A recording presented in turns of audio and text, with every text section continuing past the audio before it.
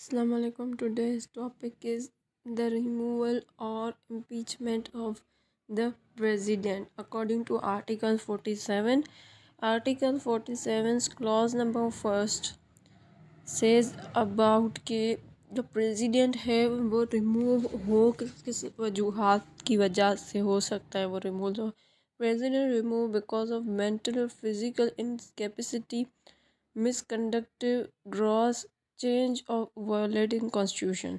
Means जो president है वो उसकी जो मेंटल और फिज़िकल इनकेपेसिटी हो जाती है उसकी वजह से रिमूव हो सकता है, और मिसकंडक्ट, ग्रॉस और वायलेटिंग जो कॉन्स्टिट्यूशन उसमें चेंज की वजह से। अब सेकंड क्लॉज हमें ये बताती है कि not less than total membership of not less than one half of the total membership of the parliament. Means कि पार्लियामेंट की जो टोटल मेंबरशिप है उसकी वन हाफ जो मेंबरशिप है उससे कम मेंबरशिप नहीं होनी चाहिए प्रेसिडेंट को रिमूव करने के लिए। उसके बाद ये जो यहाँ पे बोला गया है change of violating constitution.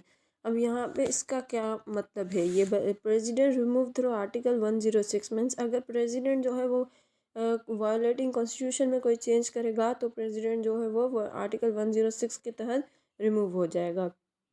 Clause number 2 का मतलब है कि स्पीकर ऑफ नेशनल असेंबली और chairman of senate parliament notice to them notice और send a resolution against the president to them for the removal of the president. Means के जो parliament है वो एक नोटिस या रेजोल्यूशन पास करेगी president के ख़िलाफ़। उसमें ये मेंशन करेगी कि वो रीजंस मेंशन करेंगे कि उसमें उसने रिमूवल क्यों करना चाह रहे हैं वो प्रेसिडेंट का, और वो जो नोटिस या रेजोल्यूशन है वो नेशनल असेंबली के स्पीकर के पास या चेयरमैन ऑफ सेनेट के पास सेंड किया जाएगा। और यहाँ पे थोड़ा ये भी बताया जा रहा है कि if notice send to chairman of Senate he will send to speaker of national Assembly, if National Assembly then he will send to the chairman of the Senate. अगर जो है नोटिस है वो first of all chairman of Senate के पास आया तो वो से नेशनल असेंबली के स्पीकर के पास सेंड करेगा। अगर नेशनल असेंबली के स्पीकर के पास आया है तो वो से चेयरमैन ऑफ सेनेट के पास सेंड करेगा। देन थर्ड क्लॉज हमें ये बता देगा then chairman send a copy of notice to the president within 3 days. फिर जो वो नोटिस आया उसकी एक कॉपी जो है वो चेयरमैन ऑफ सेनेट प्रेसिडेंट को भेजेगा 3 दिन के अंदर, within 3 days. Okay. Speaker 4 clause हमें ये बताती है कि speaker shall summon to houses in joint sitting not early than 7 days and not later than 14 days, between 8 to 14 days। मतलब कि स्पीकर जो है नेशनल असेंबली का वो एक समन करेगा दोनों हाउसेस का जॉइंट सिटिंग में। उसमें वो जो समन वो होगा वो 7 दिनों से पहले नहीं होगा और 14 डेज़ के बाद नहीं होगा। मीन्स के वो जो समन है वो बिटवीन 8 to 14 डेज़ होगा। क्लॉज नंबर 5 ये बता दिया joint sitting find the reasons on which resolution of removal of president was passed.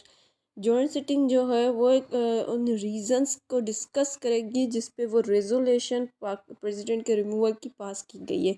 उनके उसके बाद आता है clause number 7 president has right to appear in joint sitting for watching और listening the investigation about him.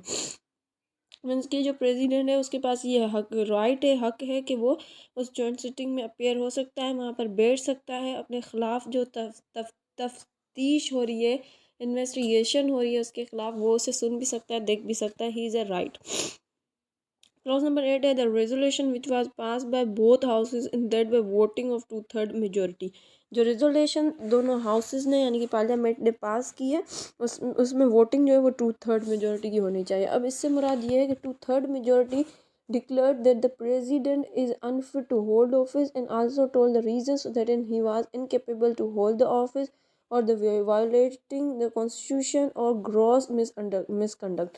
यानी कि 2/3 majority जो vote करेगी वो ये भी डिक्लेयर करेगी कि प्रेसिडेंट जो है वो इस ऑफिस को होल्ड करने के लिए अब अनफिट है। वो उन रीजंस को भी बताएगी वो मेजॉरिटी कि वो इस ऑफिस को होल्ड करने के लिए क्यों इनकेपेबल है। क्या उसने कोई कॉन्स्टिट्यूशन में वायोलेट किया है कॉन्स्टिट्यूशन को, या ग्रॉस मिसकंडक्ट किया है। Then president shall cease the office immediately means remove और impeach when resolution will be passes. और जैसे ही रेजोल्यूशन पास हो जाती है तो जो प्रेसिडेंट है वो अपनी ऑफिस को छोड़ देगा, मीन्स कि वो रिमूव हो जाएगा और इम्पीच हो जाएगा वहाँ से। Thank you.